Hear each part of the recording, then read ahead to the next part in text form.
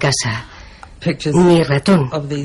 Tampoco podía ver fotografías de esas cosas en la casa por mi miedo a tener un ataque de pánico y morir. 1 de cada 5 personas sufrirá un ataque de pánico en su vida y 1/4 de ese porcentaje padecerá una fobia específica. Muchos saben lo que es sentirse incómodo cerca de una araña o de un perro. Pero si se padece una fobia específica, esas cosas y el ataque de pánico que pueden provocar adquieren proporciones aterradoras. Una de las partes principales de un ataque de pánico que no se da en la ansiedad normal es tener una sensación de fatalidad inminente, además de unas sensaciones físicas verdaderamente intensas. Cuando Joyce Waddington tenía 20 y pocos años y 2 niños menores de 5 años, su enorme deseo por evitar más ataques de pánico superaba con creces los niveles de ansiedad normal. Bueno, mi paranoia llegaba al punto de pensar que había ratones en el tejado. Creía que había miles de ratones y que un día se derrumbaría y todos los ratones me caerían encima por todo el cuerpo. Ver un ratón me matará porque sufriré un ataque de pánico tan grande que moriré.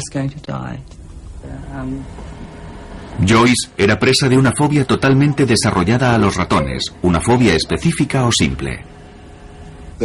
Es cuando la gente tiene un miedo concreto a cierto tipo de situaciones, a un objeto o a un animal del que están cerca.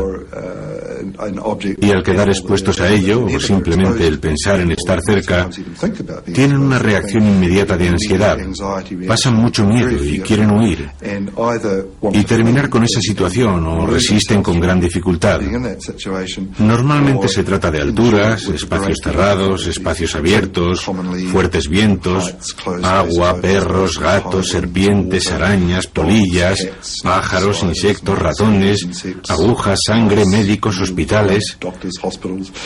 Hay cientos de fobias, pero estas son las más comunes. Todo parece bastante inofensivo, pero cuando se tiene una fobia específica, esta puede controlar la vida de una persona. No me podía quitar de la cabeza la obsesión de que había ratones en cualquier sitio. Lo que también me ocurría es que empecé a oler a ratones y los olía por todos lados, 24 horas al día. Mentalmente, intentaba quitarme la idea de que había ratones en mi casa y en la de los demás. No era solo en mi casa. En las botas de agua. Se metían en las botas de agua. Y sabía que eso ocurría porque de pequeña tenía unas, y un día que fui a ponérmelas salió un ratón de ellas. Creo que ese fue un momento trágico de mi infancia. Me fui a poner las botas de agua y salió un ratón de una de ellas. Los ratones se meten en cualquier parte y en ese momento me provocaron mucho estrés. Evidentemente, el estrés que Joyce sentía por los ratones era exagerado, pero eso no impidió que controlara su vida intentando evitarlo. Los ratones se meten en las despensas y estuve muchos años sin abrir una. Lo que hacía era poner en la encimera todo lo que normalmente se guarda en los armarios de la cocina y que utilizaba a menudo, o lo ponía en otros sitios para no tener que abrir los armarios. Tazas, platos, sartenes, cualquier cosa que normalmente se pone en una despensa, yo lo tenía en estanterías. Detrás del huidizo comportamiento de Joyce se ocultaba un miedo desesperado por lo que pudiera ocurrir si veía un ratón. Creía que me quedaría sin respiración, que no podría respirar, que me desmayaría en cualquier momento y que me moriría. Esa sería la reacción que tendría si veía un ratón. Recuerdo que en una ocasión me subí a una mesa. Creo que estuve subida unas 6 o 7 horas. Me quedé paralizada.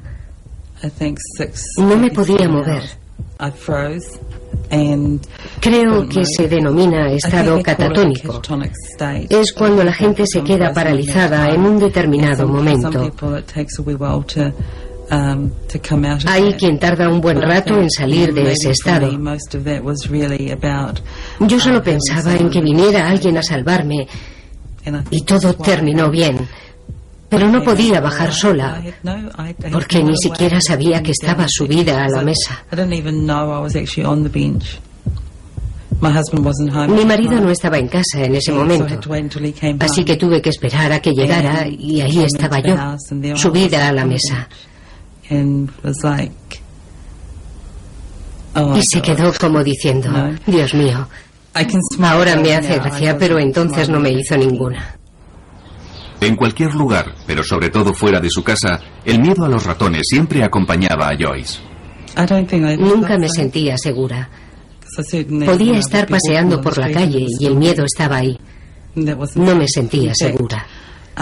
De hecho, llegó un momento en que conocía mi casa, conocía todos los rincones de mi casa y me aislé mucho. Cuando salía no conocía las casas de otra gente, no las conocía. Joyce terminó por no salir para nada de su casa. Creo que debieron ser unos 11 o 12 años, quizás. No salía de casa. Era más fácil quedarme y no salir, estar en casa con mis hijos. Y sí, supongo que aislarme. El miedo de Joyce a los ratones era muy intenso y no había nada que su marido ni nadie pudiera hacer para que cambiara. El objeto de tu miedo se convierte en algo aterrador y se tiene que evitar a toda costa. Por eso solo piensas en esa parte del problema y no en que pueda haber otras formas de resolverlo.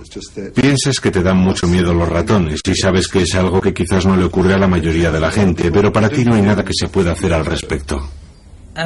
Y mi marido era muy bueno diciéndome, no hay ratones ahí, es todo psicológico.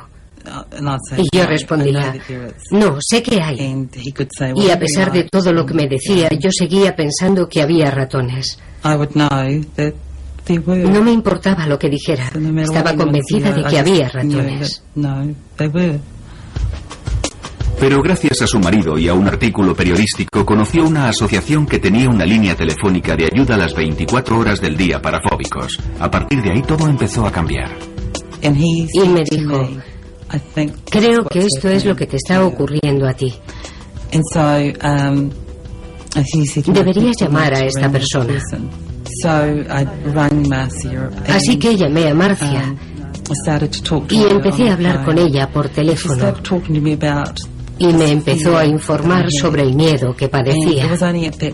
No supe que se trataba de una fobia hasta entonces. Y volví a recuperar mi vida, porque había dejado de tenerla hacía 12 años. Algo hizo que Joyce se diera cuenta de lo que le ocurría, y al ser consciente de que tenía un problema, supo que existía la posibilidad de hacer algo al respecto. Hasta entonces, había asumido que el miedo a los ratones era parte de sí misma, por lo que la idea de someterse a un tratamiento nunca se le había pasado por la cabeza. La gente suele sufrir trastornos de ansiedad mucho tiempo antes de ser consciente de ello. Los consideran parte de su personalidad. Piensan, es mi carácter, me preocupo por todo. No lo consideran una enfermedad. No son el tipo de cosas que cuentan al médico. Se va al médico por un dolor de garganta o de extremidades, pero no por ciertos aspectos de la personalidad. Así que estas personas sobrellevan como pueden su preocupación y ansiedad crónica.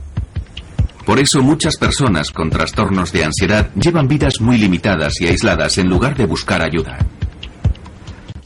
Durante muchos años hice todo para ocultar los síntomas sin saber con seguridad qué ocurría en mi propio cuerpo. Ni siquiera podía reunir la suficiente valentía como para preguntar a alguien ¿qué me está pasando? Asumí que era algo normal. A menudo suelen padecer diversos trastornos de ansiedad y pueden ser desesperantes. Si no se ha sufrido un trastorno de ansiedad, no es fácil comprender la intensidad que pueden llegar a alcanzar